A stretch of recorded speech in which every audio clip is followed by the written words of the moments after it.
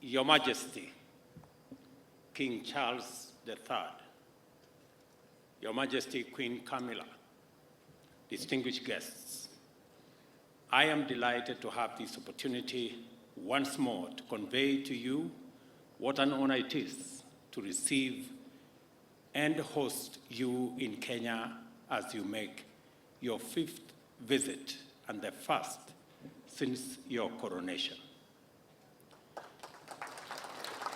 It is our hope that through our world-renowned hospitality and the Kenyan people's spirit of enterprise and innovation, as well as the land's scenic beauty and tourist charm, our country will live up to its reputation as magical Kenya and exceed your expectations. In due course, you will have occasion to tour many areas of great personal significance for you and your family, and many others of equal historic significance and importance for both our countries. You will witness the immense accomplishments made by Kenya and the United Kingdom during 6 decades of strong, dynamic, and fruitful bilateral relations, as well as exemplary events which took place over 7 decades ago. We note with deep admiration your commitment to the conservation of biodiversity and climate action, the youth, and innovation. We know you intend to continue on your visionary path of progressive and futuristic leadership in restoring the vitality of our planet and promoting shared prosperity in the Commonwealth and beyond. A good example is the Mau Forest Complex, a water tower forming the catchment area for the Mara River that supports the world-famous Masai Mara ecosystem and which was admitted to the Queen's Commonwealth Canopy Program in 2020. We also note with appreciation your expression of willingness to acknowledge the painful aspects of our shared history, your exemplary courage and readiness to shed light on uncomfortable truths that reside in the darker regions of our shared experience are also very commendable. This is a highly encouraging first step under your leadership to deliver progress beyond tentative and equivocal half measures of past years. We are therefore confident that under your visionary leadership, the Kenya-United Kingdom relations will continue to prosper for the benefit of our 2 countries and peoples. We also note your commitment to the Commonwealth and the will to sustain the transformational momentum to make it an exemplary community of nations distinguished by unity of purpose, inclusive progress, and shared prosperity.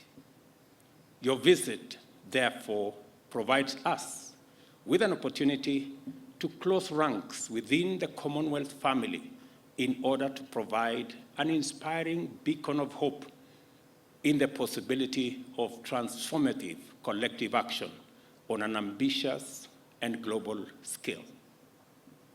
Our confidence is borne further out by the fact that you are a veteran visionary who desired long ago that global development should take into account environmental sustainability, and as early as in 1970, spoke about the menace of pollution and climate change with an urgency and intensity now associated with climate action activists and the Secretary General of the United Nations.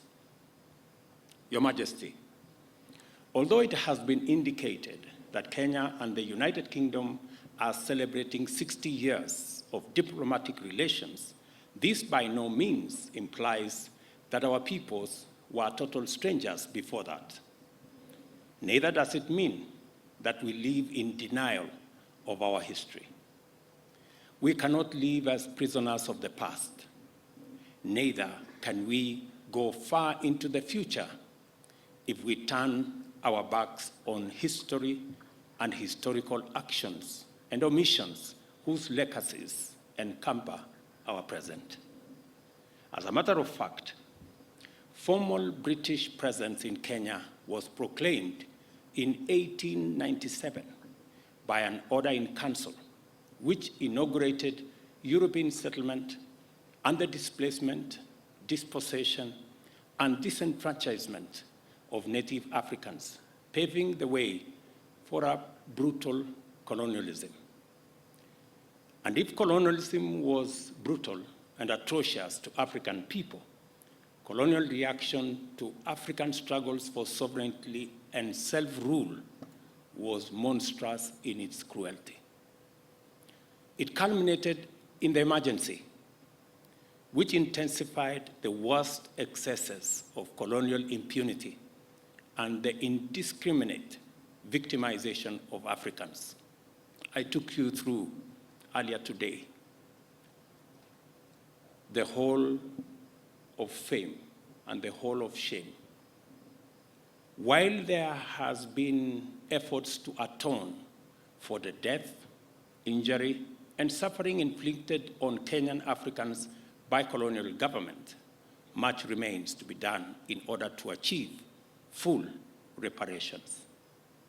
I am optimistic that through the Kenya-UK partnership, we shall keep up our endeavor to inspire the change we hope for by making people and their well-being the fundamental consideration in our pursuit of trade and investment, defense and security, conservation and climate action, research, development and innovation, as well as our work of designing a future that works for present generations and distant prosperity. I trust that this visit, focused on community, sustainability, and innovation, as pillars of progress, will inspire Your Majesty to forge ahead with a strong vision for stronger Kenya-United Kingdom partnership and of the Commonwealth as a beacon of hope for humanity in a sustainable, prosperous future for all in a green and clean planet. I wish you great success on this visit and much delight during your stay in Kenya. May your leadership inspire many to do their part in making our nations more prosperous and our planet more livable for humanity and all forms of life which share it with us. Ladies and gentlemen, I did inform His Majesty earlier that in Kenya, there is a concept called kingpin, and there is a contest for kingpins around Kenya. Different regions have different kingpins. And there is a vicious contest for this kingpin position, which literally amounts to not so much. But this week, all contests about kingpins have been suspended because the king himself is in town.